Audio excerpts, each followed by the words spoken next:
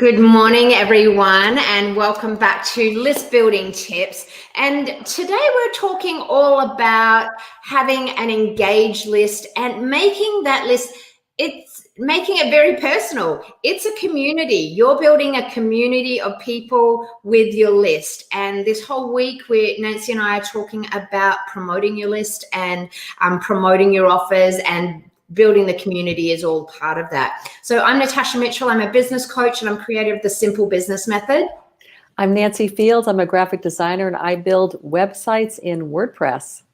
So Nancy, we had an amazing interview with our client yesterday, Dawn, and she's a fantastic community builder, and she's really got the list building concept down to a science, I would say.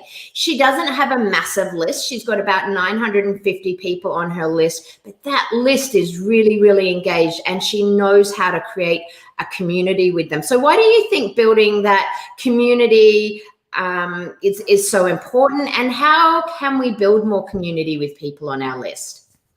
Well, she keeps giving them value, and she keeps them up to date on what she's doing. And we're curious. Human beings are curious about one another, and so I'm sure her clients feel very loved by her. And so as a result that, they want to give back. So she has a real relationship with her customers, with her list.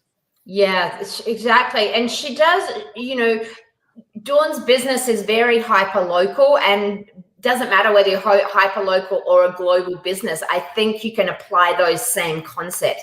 She does know her customers very well. And that's one thing she said about her list.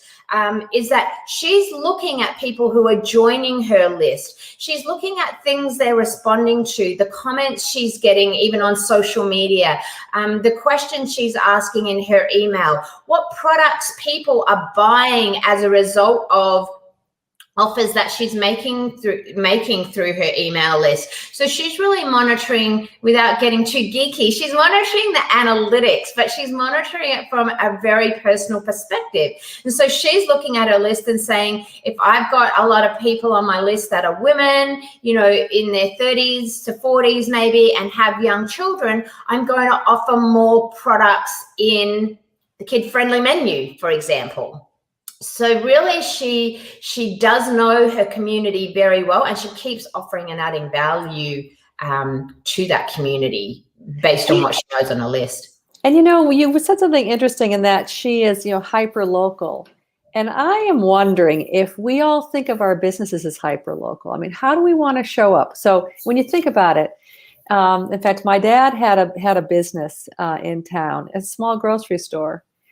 And so, so in a way, you're always on. So when you go when you go shopping, when you go for a walk or whatever, and you see people, it's like they feel like they know you. So it really, I think it's an interesting idea that I'm sure that, she is also involved in her community and they know who she is. And we can't really be hiding behind anything. We really have to get out there and let people know that, that we're there for them and how we can help them, and that we care about them, and we care about what they want, and giving them what they want. Yeah, and it's an interesting lens to put on it, isn't it? When we think of ourselves, particularly in this online world, it's very anonymous. We can be global reach, and sometimes, we can forget about that personal connection. And, I think in terms of everything we've been talking about in our 4-step list building process, step 1 is find out what your customers want first. Get really clear on that. Make a connection with that. Step 2 is then creating that free offer that gives people a quick win. And by giving that quick win, you're building a reputation. And, if you think about yourself as that local shopkeeper or local person, it is all about reputation and relationship building. So maybe if we are putting our lens on that, thinking global, but working sort of local in terms of our mindset and how we direct our products and services and our free offers, and really listen to what people are saying to start building a relationship. I think that can have huge benefits when it comes to promoting your free offer. And it is true because, people, if you value their opinion, I mean, first of all, people love being valued in whatever way possible. So, and I love that the whole idea of, think local. Yeah, sure. Think globally. But if you can make somebody feel that you're talking just to them, and we've learned that, Natasha, with all the marketing courses that we've done, and Natasha and I met in a very high level marketing program.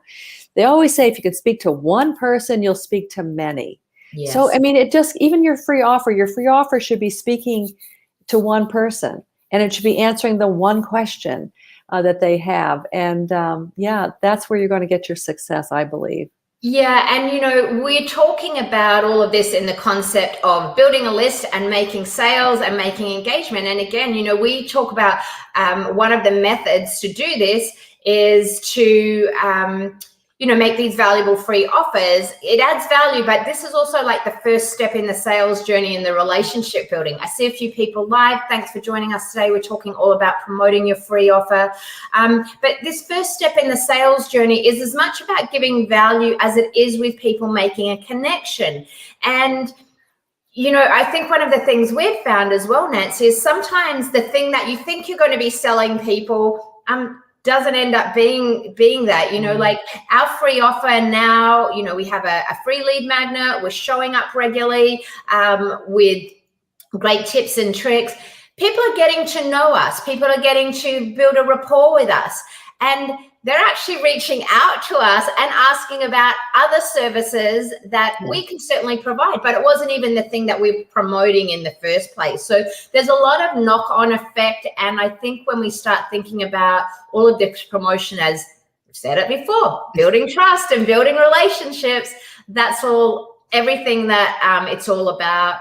And it can really start to open that dialogue and help inform you as a coach, as a service provider, as a content creator, as a brick and mortar business, as to what products and services people really want and being able to service them in that way. Yeah, absolutely. So Nancy, I'm going to just put on the screen now. If anyone wants to check out our free list building roadmap, you can catch that at freeoffer101.com/roadmap. And we've had an amazing couple of weeks sharing all of our tips and tricks on list building and our 4-step list building program. We're going to be back again tomorrow. Tomorrow's going to be our last day of this series, but we are going to be keeping sharing lots of list building tips for you in the next couple of weeks. We are working behind the scenes on a brand new program. It's probably still a few weeks out yet. We're gathering also lots of information from this series that we are going to be putting in that course. So stay tuned for that. It is coming soon. So tomorrow we'll be back. It's a short week this week, so we'll be back tomorrow, and perhaps we'll do another wrap-up Q&A. Nancy, we've had lots of good questions and ahas coming through the last little while. So I think we'll wrap up tomorrow with a Q&A session. So if you've got any questions, if you're listening to this, just put #replay or send us a message and we'll be happy to answer your question. And please let us know what you're struggling with. We're here to help.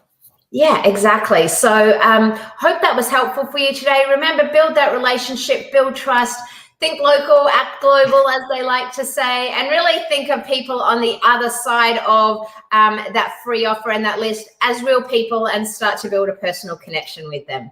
So have a great day, everyone. Happy list building, and we'll see you again tomorrow. Bye. Bye-bye.